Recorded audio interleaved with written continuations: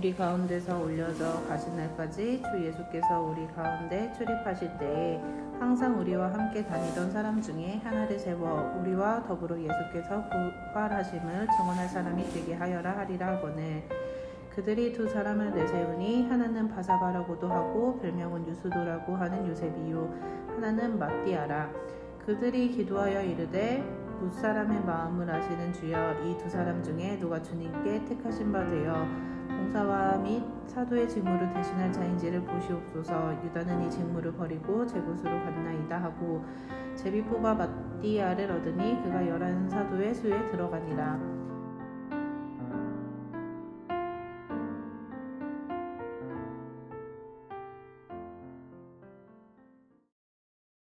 평안하시길 바라는 아침입니다. 오늘은 하나님의 약속인 성경이 이루어지는 것에 베드로가 말한 이후, 그 이후의 이야기를 담고 있습니다. 21에서 22절을 보면 베드로는 새로운 사도의 기준을 제시합니다. 예수님께서 요한의 세례로 사역을 시작하신 후부터 승천하신 날까지 함께 다녔던 사람이 바로 그 자격이 있다고 본 것입니다. 이에 따라 초대교회에서는 2명의 후보를 내세웁니다. 사실 각 인물들이 성경에서 잘 묘사되고 있지는 않지만 23절의 설명만 보면 한 명은 제법 화려하게 설명되는 것을 볼 수 있습니다. 바사바, 안식일의 아들이란 뜻이고 유수도 라틴식 이름입니다. 이 이름을 가진 요셉이 첫 번째 후보이고요. 반면에 두 번째 후보는 설명이 제법 간단합니다. 마띠아라고만 나옵니다. 그리고 후보 선출 방법도 매우 간단합니다. 기도한 후에 제비를 뽑습니다. 근데 결과는 화려한 소개와 달리 간단하게 소개되었던 마띠아가 뽑힙니다.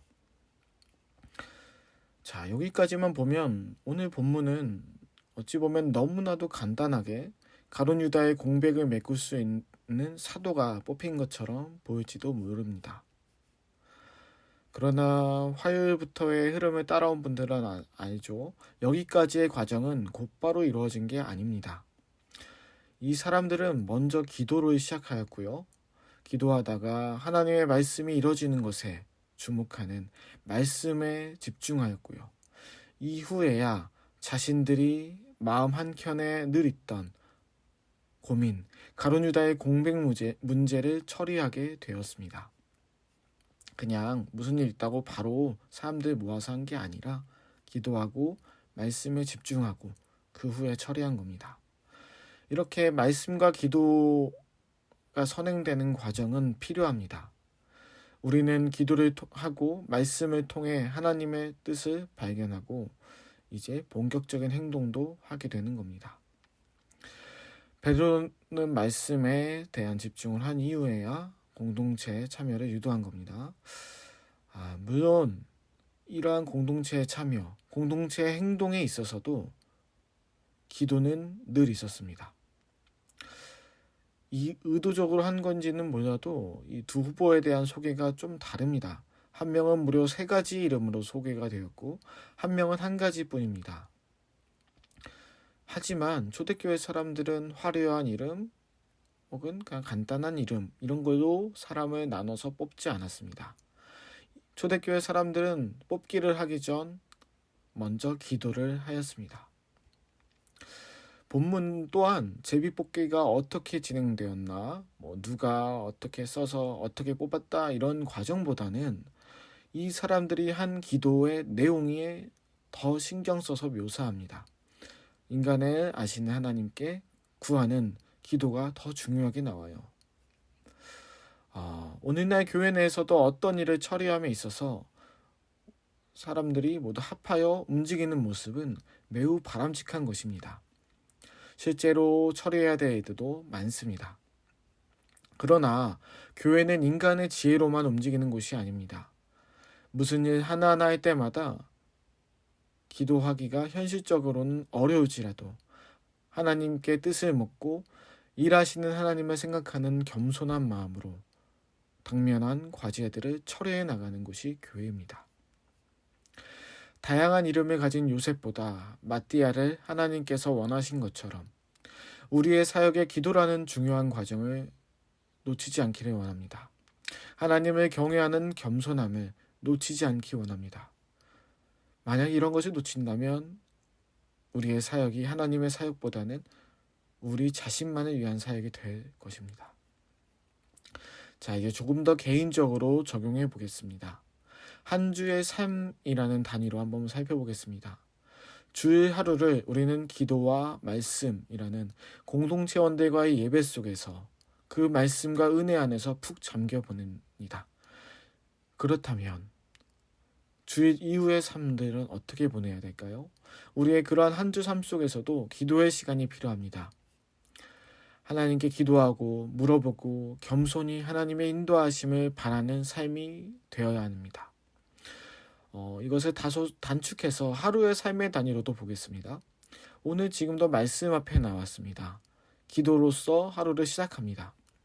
그러면 오늘의 시간을 드렸으니까 오늘 주침 전까지는 내 마음대로 살 수가 있을까요? 아니죠. 오늘 하루의 순간순간마다 하나님을 경외하는 겸손한 마음이 우리에게 있어야 합니다. 그리고 이를 바탕으로 한 기도의 시간들이 있어야 합니다. 교회는 예수님의 이름으로 모인 사람들의 모임입니다. 말씀과 기도로 무장하고 삶의 순간순간들을 하나님의 은혜 안에 살고 있다는 겸손한 마음을 가진 사람들의 모임이죠. 이러한 이들이 모인 교회는 초대교회처럼 하나님의 선하신 사역에 동참할 수 있습니다. 오늘도 계신 곳에서 기도하는 시간이 있기를 원합니다. 하루의 순간순간마다 하나님의 신실하신 인도하심을 믿고 나가는 오늘 하루가 되기를 원합니다.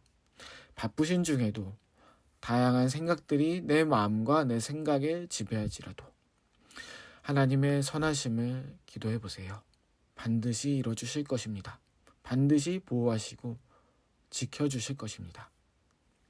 그동안 내 생각대로 해왔던 것들이 있다면, 그런 순간들이 있다면 오늘만큼은 그 전에 먼저 우리 초대교회 사람들처럼 기도로 시작을 해보시길 권해드리겠습니다. 기도하시겠습니다. 하나님, 기도라는 것은 그리스도인의 삶에 있어 호흡처럼 늘 있어야 되는 것입니다. 주일만 했다는 혹은 하루에 일부만 했다는 기도가 다가 아닙니다. 우리의 삶의 기도가 있기를 원합니다.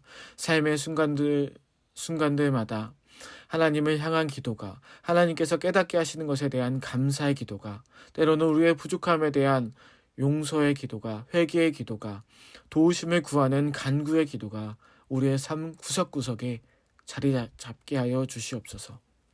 하나님, 오늘도 산불로 인해 비록 진압이 어느 정도 완료되었지만 그러나 아픔은 남아있는 이재민들을 위해 기도합니다. 그들을 위로하여 주시고 그들의 삶 속에서 정말 하나님의 평안이 있을 수 있도록 그들을 보호하여 주옵소서. 하나님, 전쟁 중에 있는 우크라이나와 러시아를 지켜주시옵소서. 지도자의 마음이 중요합니다. 지도자의 결정이 많은 사람들을 아프게 했습니다. 그 지도자의 마음을 돌이켜서 대화로서 평화롭게 해결할 수 있도록 인도하여 주옵소서. 하나님, 오늘 새벽 대선 결과가 나왔습니다. 하나님, 우리는 이 나라의 국민으로서 정말 이 나라를 애국하는 마음이 늘 있어야 합니다. 그러나 동시에 하나님 나라의 시민으로서 하나님 나라를 향한 사랑의 마음이 있어야 합니다. 하나님, 원하는 사람이 뽑혔는지 혹은 원하지 않는 사람이 뽑혔는지는 하나님께서 아십니다. 하나님, 다만 우리가 이 나라를 사랑하고 이 나라를 위해 기도하는 성도들이 되게 하여 주옵소서. 오늘 하루도 모든 성도님들의 가정에 있는 곳에서의 은혜와 평강을 더하여 주옵소서. 예수님의 이름으로 기도드립니다. 아멘.